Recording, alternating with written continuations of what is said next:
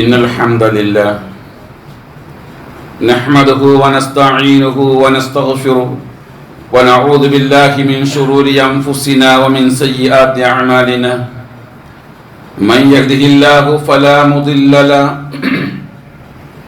ومن يضلل فلا هادي له وأشهد أن لا إله إلا الله وحده لا شريك له له الملك وله الحمد وهو على كل شيء قدير وأشهد أن محمدا عبده ورسوله اللهم صل على محمد وعلى آل محمد كما صليت على إبراهيم وعلى آل إبراهيم وبارك على محمد وعلى آل محمد كما باركت على إبراهيم وعلى آل إبراهيم إنك حميد مجيد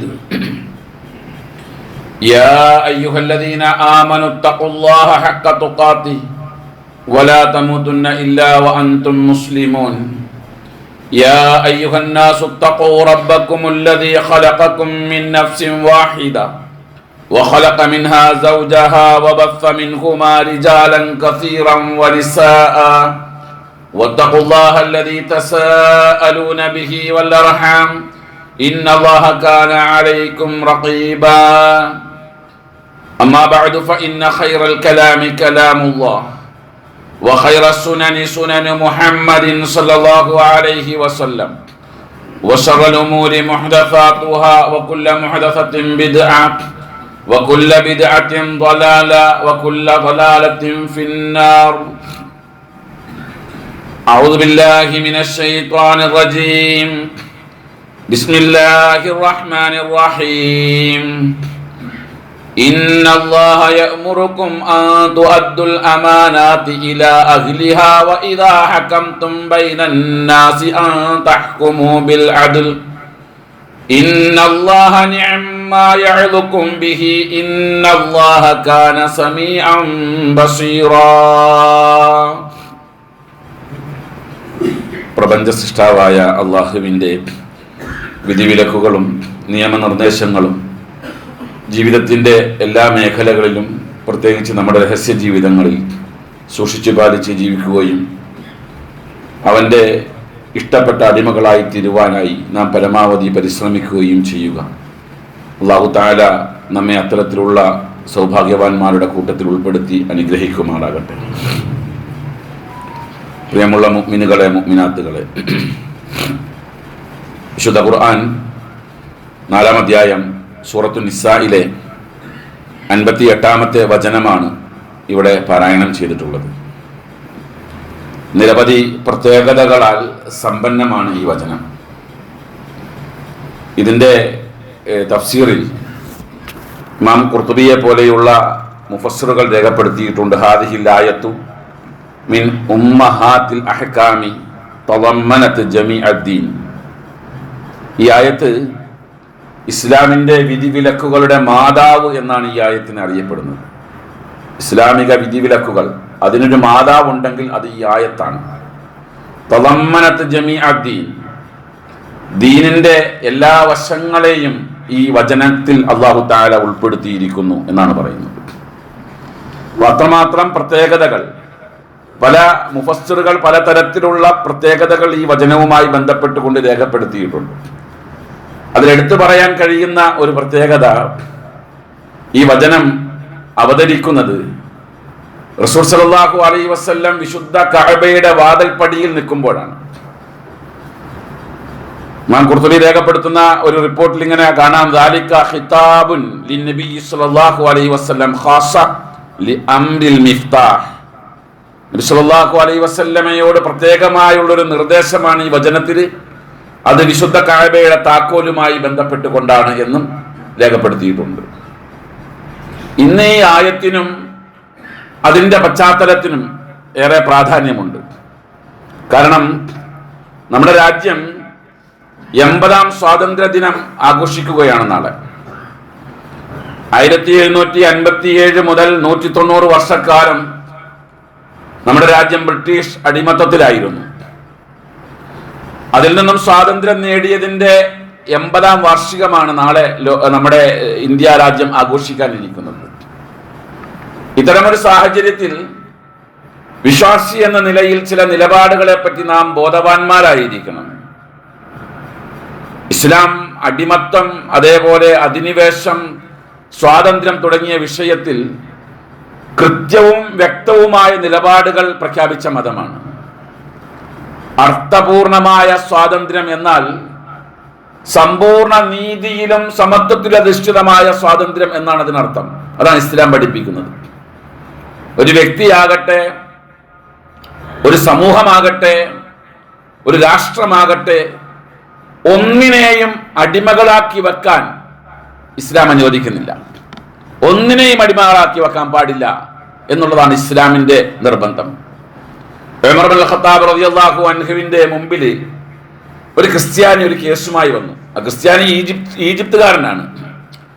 അംർ ഇബ്നുൽ as റളിയല്ലാഹു അൻഹുവിന്റെ ഭരണകാലഘട്ടം, അദ്ദേഹം ഈജിപ്തിലെ ഗവർണറായിരിക്കുന്ന കാലഘട്ടത്തിൽ അദ്ദേഹത്തിന്റെ മകൻ ഈ ക്രിസ്ത്യാനിയെ വാക്കുതർക്കത്തിനിടയിൽ മർദ്ദിക്കുകയുണ്ടായി. മർദ്ദിച്ചപ്പോൾ പറയുകയും ചെയ്തു, അധികാരം ഞങ്ങൾക്കാണ്, നീ അടങ്ങിയിരുന്നോളണം എന്ന് പറയുകയും ചെയ്തു. ഈ വിഷയമാണ് ആ ക്രിസ്ത്യാനി ഉമർ ഇബ്നുൽ ഖത്താബ് റളിയല്ലാഹു അൻഹുവിനോട് വന്ന് പറയുന്നത്. ഉമർ റളിയല്ലാഹു അൻഹു കത്തയച്ചു. വാപ്പയെയും മകനെയും മദീനയിലേക്ക് വരുത്തിച്ച് ഈജിപ്തിൽ നിന്ന് മദീനയിലേക്ക് എത്തിയ ഉടനെ ഉമർ ഇബ്നുൽ ഖത്താബ് റളിയല്ലാഹു അൻഹു ചോദിച്ചു,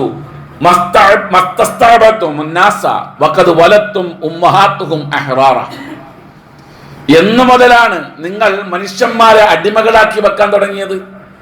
അവരുടെ ഉമ്മമാർ അവരെ സ്വതന്ത്രരായിട്ട് പ്രസവിച്ചു എന്നിരിക്കെ ഒരാളെയും അടിമയാക്കി വെക്കാൻ പാടില്ല. എല്ലാവരും സ്വതന്ത്രരാണ്, എല്ലാ രാജ്യവും സ്വതന്ത്രമാണ്. അവിടെ നാം മനസ്സിലാക്കേണ്ടത്, ഒരു ജനത നിന്ദ്യമാകുന്നത് അവരെ അടിമത്തത്തിൽ അകപ്പെടുത്തുമ്പോഴാണ്. അടിമത്തം എവിടെ ഉണ്ടാകുന്നത്? കുടുംബത്തിലായാലും. സ്വന്തം ഭാര്യയെ അടിമയായി കാണുന്ന ആളുകളുണ്ട്, സ്വന്തം മക്കളെ അടിമകളായി കാണുന്ന ആളുകളുണ്ട്, തന്റെ സ്ഥാപനത്തിലെ സ്റ്റാഫുകൾ അടിമകളെ പോലെ അവരോട് പെരുമാറുന്ന ആ സ്ഥാപന ഉടമകളുണ്ട്. അവർക്കെല്ലാം ഇത് ബാധകമാണ്. അടിമത്തം എന്നുള്ളത് നിന്ദ്യമാണെന്നാണ് ഇസ്ലാം പഠിപ്പിക്കുന്നത്. അതുകൊണ്ട് തന്നെ യഥാർത്ഥ അടിമത്ത മോചനത്തെ ഇസ്ലാം മഹാപുണ്യമായി കണ്ടു. വിശുദ്ധ ഖുർആൻ 90-ാം അധ്യായം സൂറത്തുൽ ബലദിന്റെ 11 മുതലുള്ള വചനം അല്ലാഹു പറയുന്നുണ്ട്, ഫലഖ്തഹമൽ അഖബ, മലമ്പാത താണ്ടാത്തത് എന്തുകൊണ്ടാണ്? വമാ അദ്റാക മൽ അഖബ, എന്താണ് ഈ മലമ്പാത താണ്ടുക എന്ന് പറഞ്ഞാൽ?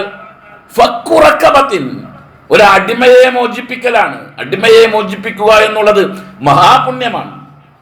ഇമാം ബുഖാരി സ്വഹീഹുൽ ബുഖാരിയിൽ രേഖപ്പെടുത്തിയ ഒരു ഹദീസിൽ കാണാം, അബൂദറുൽ ഗിഫാരി റളിയല്ലാഹു അൻഹു നബി സല്ലല്ലാഹു അലൈഹി വസല്ലമയോട് ചോദിച്ചു, യാ റസൂലല്ലാഹ് അയ്യുൽ അഅമാലി അഫ്ളലു, ഏറ്റവും ശ്രേഷ്ഠമായ അമൽ ഏതാണ്? നബി സല്ലല്ലാഹു അലൈഹി വസല്ലം പറഞ്ഞു, അൽ ഈമാനു ബില്ലാഹ് വൽ ജിഹാദു ഫീ സബീലി, അല്ലാഹുവിലുള്ള വിശ്വാസവും അല്ലാഹുവിന്റെ മാർഗത്തിലുള്ള സമര പോരാട്ടവുമാണ്. അദ്ദേഹം ചോദിച്ചു, അയ്യു റിഖാബി അഫ്ളലു, ഏത് അടിമമോചനമാണ് ഏറ്റവും ശ്രേഷ്ഠമായത്? റസൂൽ സല്ലല്ലാഹു അലൈഹി വസല്ലം അതിന് കൊടുത്ത മറുപടി, അഖ്ലാഹാ സമനൻ വ അൻഫുസഹാ ഇൻദ അഹ്ലിഹി, നല്ല വിലപിടിപ്പുള്ള അടിമയെ, യജമാനന് ഏറ്റവും പ്രിയപ്പെട്ട അടിമയെ നല്ല വില കൊടുത്ത് മോചിപ്പിക്കലാണ് ഏറ്റവും ശ്രേഷ്ഠമായ അടിമത്ത മോചനം എന്ന് റസൂൽ സല്ലല്ലാഹു അലൈഹി വസല്ലം പഠിപ്പിക്കുന്നുണ്ട്. അപ്പൊ അടിമത്ത മോചനം എന്നുള്ളത് ഇത്രയും പുണ്യമാക്കാൻ കാരണം അത് അത്രയും നിന്ന പ്രവൃത്തിയാണ്. ഒരാളെ അടിമയാക്കി വെക്കുക, ഒരു സമൂഹത്തെ അടിമയാക്കി വെക്കുക, ഒരു രാജ്യത്തെ അടിമയാക്കി വെക്കുക എന്നുള്ളത് ഒരു നിന്ന പ്രവർത്തനമാണ്. മനുഷ്യൻ നേരിടുന്ന ഏറ്റവും വലിയ പാരതന്ത്യം അതെന്താണെന്ന് ചോദിച്ചാൽ, കല്ല്, മരം, പ്രതിമകളെയെല്ലാം ആരാധിക്കുക വഴി അവർക്ക് അർപ്പിക്കുന്ന അടിമത്തമാണ്. 6-ാം നൂറ്റാണ്ടിലെ അറബികൾ ഏറ്റവും നിന്ദ്യരായത് അവർ കല്ലിന്റെയും മരത്തിന്റെയും അടിമകളായി എന്നുള്ളതാണ്. ആ അടിമത്തത്തിൽ നിന്നുള്ള സ്വാതന്ത്ര്യം നേടിയ സമയമാണ് മക്കം ഫതഹിനെ സംബന്ധിച്ച് ഇബ്നു അബ്ബാസ് റളിയല്ലാഹു അൻഹു റിപ്പോർട്ട് ചെയ്യുന്ന ഹദീസ് ഇമാം ബുഖാരി സ്വഹീഹുൽ ബുഖാരിയിൽ രേഖപ്പെടുത്തിയിട്ടുണ്ട്. റസൂലുള്ളാഹി സ്വല്ലല്ലാഹു അലൈഹി വസല്ലം ഖറജ ഫീ റമളാന മിനൽ മദീനത്തി വമഅഹു അസ്റതു ആലാഫ്. അല്ലാഹുവിന്റെ പ്രവാചകൻ മദീനയിൽ നിന്ന് 10,000-ഓളം സഹാബികളുമായിട്ടാണ് മക്കയിലേക്ക് പുറപ്പെടുന്നത്. അങ്ങനെ അല്ലാഹുവിന്റെ പ്രവാചകൻ മക്കയിലെത്തി. കഅബയിൽ പ്രവേശിക്കണം എന്ന് പറയാൻ കാരണം അവിടെ വലിയൊരു സ്വാതന്ത്ര്യം പ്രഖ്യാപിക്കാൻ പോവുകയാണ്. അതുകൊണ്ട് തന്നെ മാനവരാശിയുടെ നിലനിൽപ്പിന്റെ ആസ്ഥാനമാണ് കഅബ. ജഅലല്ലാഹുൽ കഅബത്തൽ ബൈത്തുൽ ഹറാം ഖിയാമൻ ലിന്നാസ്. ബൈത്തുൽ ഹറാം, വിശുദ്ധ കഅബയെ മാനവരാശിയുടെ നിലനിൽപ്പിന്റെ ആസ്ഥാനം.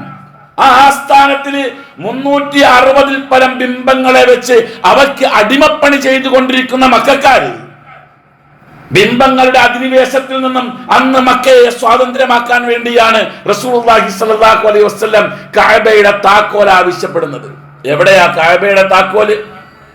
ബനു അബ്ദിദ്ദാർ കുടുംബത്തിലെ ഉസ്മാൻ ഇബ്നു തൽഹയുടെയും ശൈബത്ത് ഇബ്നു ഉസ്മാന്റെയും കയ്യിലാണ് അന്ന് കഅബയുടെ താക്കോല്. ബനു അബ്ദിദ്ദാർ കുടുംബത്തിനാണ് കഅബയുടെ പ്രധാനപ്പെട്ട സിഖായത്തും സിദാനത്തും എല്ലാം, അതായത് കഅബ പരിപാലനവും സംസം വെള്ളത്തിന്റെ വിതരണവും എല്ലാം ഉത്തരവാദിത്തമുള്ളത് ബനു അബ്ദിദ്ദാർ ഗോത്രത്തിനാണ്. ആളെ അയച്ചു, അവരെ വരുത്തിച്ചു. കഅബയുടെ താക്കോൽ ആവശ്യപ്പെട്ടു. കഅബയുടെ താക്കോൽ കൊടുക്കാതിരിക്കാൻ കഴിയില്ല. കാരണം എന്താ? 10,000 സൈന്യമാണ് വന്നിട്ടുള്ളത്.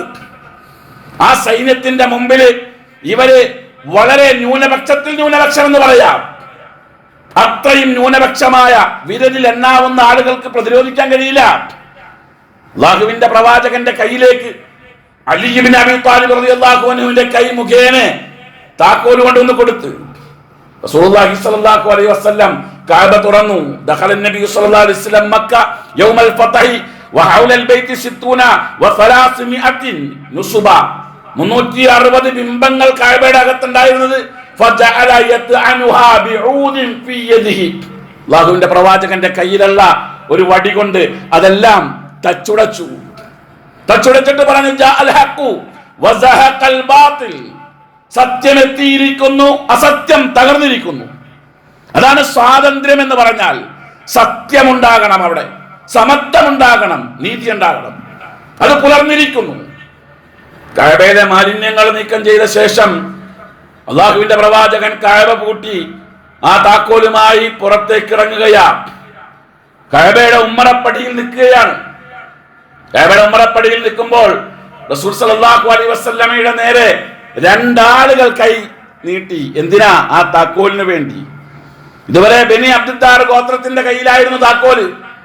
ഇനി തങ്ങൾക്കത് അവകാശപ്പെട്ടതാണ് എന്ന നിലയിൽ 2 ആളുകൾ കൈനീട്ടി. ആ കൈനീട്ടിയ ആളുകൾ ചില്ലറക്കാരല്ല. ഒരാള് അബ്ബാസ് ഇബ്നു അബ്ദുൽ മുത്തലിബ്, റസൂൽ സല്ലല്ലാഹു അലൈഹി വസല്ലമയുടെ പിതൃവ്യൻ. 2 അലി ഇബ്നു അബീ ത്വാലിബ് റളിയല്ലാഹു അൻഹു, അല്ലാഹുവിന്റെ പ്രവാചകന്റെ പുതിയാപ്പള, മകളുടെ ഭർത്താവ്. 2 നിസ്സാരക്കാരല്ല. റസൂൽ സല്ലല്ലാഹു അലൈഹി വസല്ലം ആരുടെ കയ്യിലേക്ക് താക്കോല് കൊടുക്കണം എന്ന് ചിന്തിച്ചിരിക്കവെയാണ് ഞാൻ തുടക്കത്തിൽ പാരായണം ചെയ്ത സൂറത്തുൻ നിസ്സായിലെ 58-ാമത്തെ വചനം അവതരിക്കുന്നത്. ഇന്നല്ലാഹ യഅ്മുറുക്കും, അല്ലാഹു നിങ്ങളോട് കൽപ്പിക്കുന്നത്, അൻ തുഅദ്ദുൽ അമാനാതി ഇലാ അഹ്ലിഹാ, അമാനത്തുകൾ അത് കൊടുത്തു വിടേണ്ടവർക്ക് കൊടുത്തു വിടണം, അവകാശികളുടെ കയ്യിലേക്ക് തന്നെ എത്തണം. വൈദാ ഹകംതും ബൈനന്നാസ്, മക്ക സ്വാതന്ത്ര്യമായല്ലോ, ബിംബാരാധനയിൽ നിന്ന് സ്വാതന്ത്ര്യമാകുന്നു, എല്ലാവിധ ജാഹിലിയ ചേഷ്ടകളിൽ നിന്നും മക്ക സ്വാതന്ത്ര്യമാകുന്നു. ഇന്നു മുതൽ മക്കയുടെ ഭരണാധികാരി താങ്കളാണ്. അതുകൊണ്ട് തന്നെ വൈദാ ഹകംതും ബൈനന്നാസ്, ജനങ്ങൾക്കിടയിൽ അങ്ങ് വിധി കൽപ്പിക്കുകയാണ് എങ്കിൽ അൻ തഹ്കുമു ബിൽ അദൽ, നീതിപൂർവമായിരിക്കണം വിധിക്കേണ്ടത്.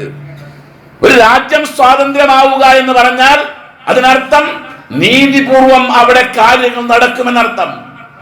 ആ നീതിപൂർവമായ വിധി അങ്ങ് നടത്തിയിരിക്കണമെന്ന ഖുർആന്റെ പ്രഖ്യാപനം. റസൂലുള്ളാഹി സ്വല്ലല്ലാഹു അലൈഹി വസല്ലം ആ താക്കോല് നീട്ടാൻ ഉദ്ദേശിച്ച ആളിൽ നിന്നും പിൻവലിച്ചു. എന്നിട്ട് അല്ലാഹുവിന്റെ പ്രവാചകൻ ചോദിച്ചു, ഐന ഉസ്മാൻ ഇബ്നു തൽഹ, എവിടെയാ ഉസ്മാൻ ഇബ്നു തൽഹ? ഉസ്മാൻ ഇബ്നു തൽഹ വളരെ ഭയത്തോടു കൂടി ആ പ്രവാചകന്റെ മുമ്പിലേക്ക് വരുന്നത്. കാരണം ഇവർ ആധിപത്യം നേടിയിരിക്കുന്നു. വിജയികൾ പരാജിതരെ കൊല്ലാൻ പോലും നിയമമുള്ള ഒരു കാലഘട്ടമാണ്. അല്ലാഹുവിന്റെ പ്രവാചകന്റെ മുമ്പിൽ വിറയാറുന്ന കാലുകളോടുകൂടെ വന്നു നിന്നപ്പോൾ നബി സല്ലല്ലാഹു അലൈഹി വസല്ലം ആ താക്കോൽ എടുത്ത് ഉസ്മാൻ ഇബ്നു തൽഹയുടെ കയ്യിലേക്ക് കൊടുത്തിട്ട് പറഞ്ഞു, ഖുദുഹാ യാ ബനി അബി തൽഹ ഖാലിദതൻ താലിദ, ഇത് പിടിച്ചോളൂ, ഈ താക്കോൽ ഇന്നു മുതൽ ശാശ്വതമായി നിങ്ങളുടെ കയ്യിലാണിത്. ലാ യൻസിഉഹാ മിൻകും ഇല്ലാ വാലിം, ഒരു ദ്രോഹിക്കല്ലാതെ താങ്കളുടെ കയ്യിൽ നിന്ന് ഈ താക്കോല് തിരിച്ചു വാങ്ങിക്കാൻ കഴിയില്ല. ആ താക്കോല് കൊടുത്തു. എന്നിട്ട് പറഞ്ഞു, യാ ഉസ്മാൻ ഇന്നല്ലാഹ അസ്തഅമനകും അലാ ബൈതിഹി, അല്ലാഹു അവന്റെ ഭവനത്തെ നിങ്ങളുടെ മേൽ അമാനത്തായി ഏൽപ്പിച്ചിരിക്കുകയാ. ഫകുലു മിമ്മാ യസ്രി ഇലൈക്കും മിൻ ഹാദൽ ബൈതി ബിൽ മഅറൂഫ്, ഇന്നു മുതൽ ഇതിൽ നിന്നുള്ള ഇതിന്റെ പരിപാലനത്തിന്റെ ഭാഗമായി നിങ്ങൾക്ക് ലഭിക്കുന്നത് നിങ്ങൾ ഉപയോഗിച്ചു കൊള്ളുക. ഈ ചരിത്രത്തിന്റെ ഇന്നത്തെ അവസ്ഥ എന്താണെന്ന് അറിയുമോ? അല്ലാഹുവിന്റെ പ്രവാചകൻ അന്ന് കൊടുത്ത ബനി അബ്ദുദ്ദീൻ ഗോത്രക്കാരുടെ കയ്യിലാണ് ഇന്നും വിശുദ്ധ കഅബയുടെ താക്കോലിരിക്കുന്നത്. ഒരു രാജ്യം സ്വാതന്ത്ര്യമായപ്പോൾ ആ രാജ്യത്തെ അധസ്ഥിതി വർഗക്കാരുണ്ടാകാം, ന്യൂനപക്ഷമുണ്ടാകാം, ആ രാജ്യത്ത് പല തരത്തിലുള്ള മതക്കാരുണ്ടാകാം, കാഴ്ചപ്പാടുകാരുണ്ടാകാം, വിശ്വാസികളുണ്ടാകാം. പക്ഷേ ആ നിയമം എല്ലാ ഇടങ്ങളിലും, എല്ലാ വ്യക്തികളിലും, ആ നാട്ടിലെ എല്ലാ മനുഷ്യരിലും ഒരേപോലെ ആയിരിക്കണം, നീതിപൂർവമായിരിക്കണം. ഒരു രാജ്യത്തിന്റെ സ്വാതന്ത്ര്യം എന്ന് പറഞ്ഞാൽ തുല്യനീതിയും സമത്വവും നടപ്പിലാക്കുന്നു എന്നർത്ഥം. അതില്ലാത്ത കാലത്തോളം ആ രാജ്യം സ്വാതന്ത്ര്യമാണെന്ന് പറയാൻ കഴിയില്ല. അതുകൊണ്ട് തന്നെയാണ് നമ്മൾ രാജ്യത്തിന്റെ സ്വാതന്ത്ര്യ ദിനത്തോടനുബന്ധിച്ചുകൊണ്ട് ഒരു പതാക ഉയർത്തുന്നതിലോ ഒരു മധുരം വിതരണം ചെയ്യുന്നതിലോ മാത്രം പരിമിതപ്പെടേണ്ടതല്ല നമ്മുടെ രാജ്യത്തിന്റെ സ്വാതന്ത്ര്യ ദിനം ആഘോഷം എന്നുള്ളത്. മറിച്ച് വിശ്വാസി സമൂഹത്തിന്റെ ഏറ്റവും വലിയ ബാധ്യത നമ്മുടെ ഭരണഘടന നമുക്കായി പറഞ്ഞിട്ടുള്ള നീതി നമുക്ക് ലഭിക്കുന്നുണ്ടോ ഇല്ലയോ എന്ന് പരിശോധിക്കല. അത് നമ്മുടെ ഉത്തരവാദിത്തം. ഒരു ജാഥ പോയി, ഒരു ത്രിവർണ്ണ പതാക പിടിച്ചു, മക്കൾ സ്കൂളിൽ പോകുമ്പോൾ അവരെ അണിയിച്ചൊരുക്കി വിട്ടു, ദേശീയ ഗാനം ആലപിച്ചു. അതൊന്നും സ്വാതന്ത്ര്യ ദിനം ആഘോഷിച്ച് അതിനോട് നീതി പുലർത്തുന്നു എന്നതിന്റെ തെളിവല്ല. അതൊക്കെ അതിന്റെ ഒരു ഭാഗം മാത്രം. സ്വാതന്ത്ര്യ ദിനം ആഘോഷിക്കുക എന്ന് പറഞ്ഞാൽ നമ്മുടെ ഭരണഘടന, ഇന്ത്യ രാജ്യം റിപ്പബ്ലിക് ആയപ്പോൾ നമ്മുടെ ഭരണഘടനയിൽ എഴുതി ചേർത്തൊരു വാക്കുണ്ട്. ആ ഭരണഘടനയുടെ ആമുഖം എഴുതുമ്പോൾ ഇതിന്റെ ശില്പികൾ പല ആളുകളും പല കാര്യങ്ങളും പറഞ്ഞു. ഇതിന്റെ ആമുഖത്തിൽ നമുക്ക് ദൈവനാമത്തിൽ ആരംഭിക്കാമെന്ന് എഴുതാമെന്ന് പറഞ്ഞു. പക്ഷേ ഭരണഘടനാ ശില്പികളിൽപ്പെട്ട പ്രധാന വ്യക്തികൾ പറഞ്ഞത് വേണ്ട. കാരണം ഇവിടെ ദൈവത്തിൽ വിശ്വസിക്കുന്നവരും ഇല്ലാത്ത ആളുകളും ഉണ്ടാകാം, പല ദൈവങ്ങളിൽ വിശ്വസിക്കുന്നവരുണ്ടാകാം, പല കാഴ്ചപ്പാടുകാരുണ്ടാകാം. അതുകൊണ്ട് നമുക്ക് ഈ ഭരണഘടനയുടെ ആമുഖം we the people of India, ഭാരതത്തിലെ ജനങ്ങളായ നാം, അങ്ങനെ എഴുതാം. We the people of India, അതാണ് നമ്മുടെ ഭരണഘടനയുടെ ആമുഖം തുടങ്ങുന്നത്. ശേഷം 3 നീതികളെ പറ്റി നമ്മുടെ ഭരണഘടന പഠിപ്പിച്ചു തരുന്നുണ്ട്. വിശ്വാസി സമൂഹം എന്ന നിലയിൽ നമ്മൾ അറിഞ്ഞിരിക്കണം, അത് മനസ്സിലാക്കിയിരിക്കണം. നമ്മുടെ കൂട്ടത്തിൽ എത്ര ആളുകൾക്കറിയാം? 3 നീതികളെ പറ്റിയാണ് അതിന്റെ ആമുഖം പറയുന്നത്. 1 സോഷ്യൽ ജസ്റ്റിസ്, സാമൂഹിക നീതി. 2 എക്കണോമിക് ജസ്റ്റിസ്, സാമ്പത്തിക നീതി. 3 പൊളിറ്റിക്കൽ ജസ്റ്റിസ്, രാഷ്ട്രീയ നീതി. ഈ 3 നീതികൾ ഇവിടെ വേണം. ആ 3 നീതികൾ ഇവിടെയുള്ള എല്ലാ ആളുകൾക്കും ബാധകമാണ്. ഇത് ലഭ്യമല്ല എന്നതിന് ധാരാളം തെളിവുകൾ ഇവിടെ പറയാനില്ലേ? ഇന്ത്യൻ മുസ്ലിമീങ്ങൾ പാർശ്വവൽക്കരിക്കപ്പെട്ടിരിക്കുകയാണ്. ഞാൻ അതിന്റെ തെളിവുകളും ഉദാഹരണങ്ങളും ഇവിടെ പറയുന്നില്ല. ഈ ഇരിക്കുന്ന ആളുകൾ ആ വിഷയത്തിലെല്ലാം ഉത്ബുദ്ധരാണെന്ന് എനിക്കറിയാം. നാം പാർശ്വവൽക്കരിക്കപ്പെട്ടിരിക്കുന്നു. അവിടെ കൃത്യമായി നാം ഈ വിഷയത്തെ പറ്റി ഒന്ന് ബോധവൽക്കരണം ആവശ്യമാണ്. വിശുദ്ധ ഖുർആൻ നമ്മളോട് പറയുന്നൊരു ആഹ്വാനമുണ്ട്. നീതി നടപ്പിലാക്കേണ്ട ഒരു രാജ്യം നീതി നടപ്പിലാക്കാതിരിക്കുകയും ഒരു സമൂഹത്തെ, അത് മുസ്ലിം എന്നില്ല, ഒരു രാജ്യത്തെ, ഒരു സമൂഹത്തെ പാർശ്വവൽക്കരിക്കപ്പെടുകയും ചെയ്യുകയാണ് എങ്കിൽ വിശ്വാസികൾ എന്ന നിലയിൽ നമുക്കൊരു ഉത്തരവാദിത്തമുണ്ട്. വിശുദ്ധ ഖുർആൻ 5-ാം അധ്യായം സൂറത്തുൽ മാഇദയുടെ 8-ാം വചനം അല്ലാഹു പറയുന്നുണ്ട്, യാ അയ്യുഹല്ലദീന ആമനു, സത്യവിശ്വാസികളെ, കൂനു ഖവ്വാമീന ലില്ലാഹ്, നിങ്ങൾ അല്ലാഹുവിന് വേണ്ടി നിലകൊള്ളുന്നവരാകണം. അല്ലാഹുവിന് വേണ്ടി നിലകൊള്ളുക. അതെങ്ങനെയാണ് അല്ലാഹുവിന് വേണ്ടി നിലകൊള്ളുന്നത്? ശുഹദാ ബിൽ ഖിസ്ത് നീതിയുടെ സാക്ഷികളായി തീരണം. നീതി നടപ്പിലാക്കുന്നുണ്ട് എന്ന് നിങ്ങൾക്ക് ബോധ്യപ്പെടണം. നീതിയുടെ നേർക്കാഴ്ചക്കാരായി തീരണം. ആ വാക്കിന്റെ അർത്ഥം നീതിയുടെ നേർക്കാഴ്ചക്കാരായി തീരണം. ഇത് ഞങ്ങളെ ബാധിക്കുന്നില്ലല്ലോ എന്ന് ആരെങ്കിലും ചിന്തിക്കുന്നുണ്ടെങ്കിൽ അതിന്റെ മറുപടി കൂടി അല്ലാഹു പറഞ്ഞു, വലാ യജ്രിമന്നക്കും ശനആനു ഖൗമിൻ അലാ അല്ലാ തഅദിലു. ഒരു ജനതയുടെ ശത്രുത അവരോട് അനീതി പ്രവർത്തിപ്പിക്കുന്നതിന് നിങ്ങളെ പ്രേരിപ്പിക്കാതിരിക്കട്ടെ. അനീതി പ്രവർത്തിപ്പിക്കുന്നതിന് നമ്മളെ ബാധിക്കുന്നില്ലല്ലോ എന്നുള്ളതല്ല അതിനർത്ഥം. ഏത് മതത്തിന്റെ ആളുകളാണെങ്കിലും, ഏത് സംസ്കാരത്തിന്റെ ആളുകളാണെങ്കിലും, ഏത് കാഴ്ചപ്പാടുകാരാണെങ്കിലും ഒരു രാജ്യത്ത് ലഭിക്കേണ്ട നീതി ആ രാജ്യത്ത് നിന്ന് അവർക്ക് ലഭിക്കുന്നില്ല എങ്കിൽ അതിനെതിരെ പ്രതികരിക്കേണ്ട ഉത്തരവാദിത്തം വിശ്വാസികൾ എന്ന നിലയിൽ നമുക്കുണ്ടെന്നാണ് വിശുദ്ധ ഖുർആൻ പറയുന്നത്. സാമൂഹ്യവാദികളിലെ ഏറ്റവും കൂടുതൽ ആയത്തുകൾ നീതിയെ പറ്റിയ ഖുർആൻ പറഞ്ഞിട്ടുള്ളത്.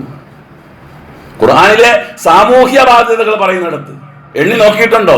55 ആയത്തുകളാണ് അദലും ഖിസ്തും പറയുന്നത്. നീതിബോധത്തെ സംബന്ധിച്ച് 55 ആയത്തുകൾ. എന്നൊരു കാര്യമുണ്ട് അവിടെ ഏറ്റവും ഗൗരവമുള്ള മറ്റൊരു വിഷയം, അനീതിയെ പറ്റി പറയാൻ വിശുദ്ധ ഖുർആനിൽ 300 ആയത്തുകളാണ് ഉപയോഗിച്ചത്. നീതിയെ പറ്റി പറയാൻ 55 ആയത്തുകൾ ഉപയോഗിച്ചപ്പോൾ അനീതിയെ പറ്റി 300 ആയത്തുകൾ. അതിനർത്ഥം എന്താ? വിശ്വാസികൾ അനീതി വിഷയത്തിൽ അത്രമാത്രം ബോധവാന്മാരും ബോധവതികളുമായിരിക്കണം, ശ്രദ്ധാലുക്കളായിരിക്കണം. അതാണ് അതിന്റെ പൊരുൾ. അത് സ്വന്തം വിഷയത്തിൽ പോലും അനീതി പാടില്ല. ഖുർആൻ പറയുന്നുണ്ട്, യാ അയ്യുഹല്ലദീന ആമനു കൂനു ഖവ്വാമീന ബിൽ ഖിസ്ത്. നിങ്ങൾ നീതിപൂർവ്വം നിലകൊള്ളുക, ശുഹദാ ലില്ലാഹ്, അല്ലാഹുവിന്റെ നേർക്കാഴ്ചക്കാരായിക്കൊണ്ട്. എന്നിട്ട് പറഞ്ഞു, വലൗ അലാ അൻഫുസിക്കും, അത് നിങ്ങൾക്കെതിരാണെങ്കിൽ പോലും, നമുക്കെതിരായ വിഷയമാണ് എങ്കിലും നീതിയുടെ ഭാഗത്ത് നിൽക്കണം. അവിൽ വാലിദൈനി, മാതാപിതാക്കൾക്കെതിരാണെങ്കിലും നീതിയുടെ ഭാഗത്ത് നിൽക്കണം. വല്ലഖറബീൻ, കുടുംബക്കാരുടെ വിഷയത്തിലാണെങ്കിലും നീതിയുടെ ഭാഗത്ത് നിൽക്കണം. ഖുർആൻ എത്രയും ശക്തമായിട്ടാണ് പറയുന്നത്. ഈ ആയത്ത് വിശദീകരിക്കവേ റസൂലുള്ളാഹി സ്വല്ലല്ലാഹു അലൈഹി വസല്ലമയുടെ മുമ്പിലേക്ക് ഒരു കേസ് വന്നു. ഇമാം ബുഖാരി സ്വഹീഹുൽ ബുഖാരിയിൽ രേഖപ്പെടുത്തിയ ഹദീസാണ്. ഉമ്മുൽ മുഅ്മിനീൻ ആയിഷ റളിയല്ലാഹു അൻഹയെ തൊട്ട് അന്ന ഖുറൈശൻ അഹമ്മഹും ശഅനുൽ മർഅത്തിൽ മഖ്സൂമിയ്യ, ഒരു മഖ്സൂമി ഗോത്രക്കാരിയായ പെണ്ണിന്റെ വിഷയത്തിൽ ഖുറൈശികൾ ആകെ പരിഭ്രാന്തരായി. എന്താ സംഭവം? സറഖത്ത്, ആ പെണ്ണൊരു മോഷണം നടത്തിയപ്പോൾ ആകെ നാണക്കേടായി. അങ്ങനെ കേസ് അല്ലാഹുവിന്റെ പ്രവാചകന്റെ മുമ്പിലേക്ക് എത്തിയിരിക്കുകയാ.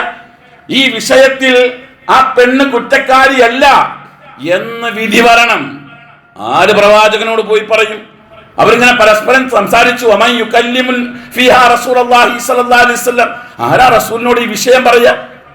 അപ്പൊ അവരുടെ കൂട്ടത്തിൽ നിന്ന് ഒരാൾ പറഞ്ഞു, പ്രവാചകൻ ഏറ്റവും ഇഷ്ടപ്പെട്ടൊരു വ്യക്തിയുണ്ട്, ഹിബ്ബി റസൂലില്ല എന്ന പേരിൽ അറിയപ്പെടുന്ന ഒരു സഹാബി, ഉസാമത്ത് ബിൻ സെയ്ദ് റളിയല്ലാഹു അൻഹു, സെയ്ദ് ബിൻ ഹാരിസ് റളിയല്ലാഹു അൻഹുവിന്റെ മകനാ. ഹിബ്ബി റസൂലില്ല, അദ്ദേഹത്തിനോട് പറയാം. ചെറിയ കുട്ടിയാ. അദ്ദേഹം അല്ലാഹുവിന്റെ പ്രവാചകനോട് പോയിട്ട് റിക്വസ്റ്റ് നടത്തി, മഖ്സൂമിയ ഗോത്രക്കാരിയായ പെണ്ണിനെ എങ്ങനെയെങ്കിലും കുറ്റവിമുക്തയാക്കണം. സോഷ്യൽ മീഡിയയും മാധ്യമങ്ങളൊന്നും ഉള്ള കാലഘട്ടമല്ല. അങ്ങനെ കുറ്റവിമുക്തമാക്കിയാൽ പ്രവാചകന് നേരെ ഒരു ആക്ഷേപവും ആരും പറയില്ല. ആ ഒരു കാലഘട്ടത്തിലാണ് പ്രവാചകനോട് പോയി പറയുന്നത്. റസൂലുള്ളാഹി സ്വല്ലല്ലാഹു അലൈഹി വസല്ലം ഉസാമയോട് ചോദിച്ചു, അതശ്ഫഉ ഫീ ഹദ്ദിൻ മിൻ ഹുദൂദില്ലാഹ്, അല്ലാഹുവിന്റെ നിയമത്തിൽ ശുപാർശയുമായി വന്നിരിക്കുന്നു. അതാണ് നീതിബോധം. അത് കുടുംബത്തിലാകട്ടെ, മക്കളുടെ വിഷയത്തിലാകട്ടെ, ഏത് കാര്യത്തിലും നീതിബോധം നമുക്കുണ്ടായിരിക്കണം. നമുക്ക് നീതി കിട്ടുന്നില്ല എങ്കിൽ, ഞാൻ തുടക്കത്തിൽ പറഞ്ഞല്ലോ, ഒരു രാജ്യം നമുക്ക് നീതി തരുന്നില്ല എങ്കിൽ, ഇപ്പൊ ഇന്ത്യൻ സ്വാതന്ത്ര്യത്തിന്റെ 80ാം വാർഷികം നാളെ സ്വാതന്ത്ര്യ ദിനം ആഘോഷിക്കുമ്പോൾ ഈ ബോധത്തോടു കൂടിയാണ് നാം ജീവിക്കുന്നതെങ്കിൽ നമുക്കൊരു ഉത്തരവാദിത്തമുണ്ട്. അല്ലാഹു തആല നമുക്കൊരു ഗോൾഡൻ ചാൻസ് തന്നിട്ടുണ്ട്. എന്താ ഗോൾഡൻ ചാൻസ്? ഇബ്നു അബ്ബാസ് റളിയല്ലാഹു അൻഹു റിപ്പോർട്ട് ചെയ്യുന്ന ഹദീസാണ്. ഇമാം ബുഖാരി സ്വഹീഹുൽ ബുഖാരിയിൽ രേഖപ്പെടുത്തിയിരിക്കുന്നു. അന്ന നബി സല്ലല്ലാഹു അലൈഹി വസല്ലം, നബി സല്ലല്ലാഹു അലൈഹി വസല്ലം ബഅസ മുആദൻ ഇലൽ യമൻ, മുആദ് ഇബ്നു ജബൽ റളിയല്ലാഹു അൻഹുവിനെ യമനിലേക്ക് അയച്ചപ്പോൾ അദ്ദേഹത്തോട് പറഞ്ഞൊരു വർത്താനുണ്ട്, നീതിപൂർവമായിരിക്കണം അവിടെ ഭരിക്കേണ്ടത്, നീതിപൂർവമായിരിക്കണം. എന്നിട്ട് പറഞ്ഞു, ഇത്തഖി ദഅവതൽ മദ്ലൂം, മദ്ലൂമിന്റെ പ്രാർത്ഥന സൂക്ഷിക്കണം കേട്ടോ. അനീതി പ്രവർത്തിക്കപ്പെട്ടവരുടെ പ്രാർത്ഥന സൂക്ഷിക്കണം. നമ്മളോടൊരു രാജ്യം അനീതി കാണിച്ചിട്ടുണ്ടെങ്കിൽ, നമ്മുടെ അവകാശങ്ങൾ ഒരു രാജ്യം തടഞ്ഞു വെച്ചിട്ടുണ്ട് എങ്കിൽ നമ്മുടെ പ്രാർത്ഥനയ്ക്ക് പ്രസക്തിയുണ്ട്. നമുക്ക് പ്രാർത്ഥിക്കാൻ കഴിയണം അള്ളാഹുവിനോട്. ഈ രാജ്യം നമുക്ക് തരേണ്ട, ഈ ഭരണകൂടം നമുക്ക് തരേണ്ട നീതി അത് തടഞ്ഞു വെക്കപ്പെട്ടിരിക്കുന്നു. നമ്മുടെ സഹോദരങ്ങളെ കൂട്ടക്കശാബ് ചെയ്യുന്നു. ബുൾഡോസർ രാജ് നടപ്പിലാക്കിക്കൊണ്ട് നമ്മുടെ സഹോദരങ്ങളുടെ ഭവനങ്ങൾ പൊളിച്ചു മാറ്റപ്പെട്ടുകൊണ്ടിരിക്കുന്നു. ഓരോ വഖത്ത് നമസ്കാരങ്ങൾക്ക് ശേഷവും ഓരോ ഒഴിഞ്ഞ സമയങ്ങളിലും കൈ ഉയർത്തി റബ്ബിനോട് പ്രാർത്ഥിക്കാൻ നമുക്ക് കഴിയണം. അല്ലാഹു നമുക്ക് അതിന് തൗഫീഖ് തന്ന് അനുഗ്രഹിക്കുമാറാകട്ടെ. അഖൂലു ഖൗലി ഹാദാ വഅസ്തഗ്ഫിറുല്ലാഹ ലി വലക്കും വഅസ്തഗ്ഫിറുനി വഅൻകും وعن جميع المسلمين والمؤمنين أجمعين فاستغفروا إنه تعالى ملك بر رؤوف رحيم.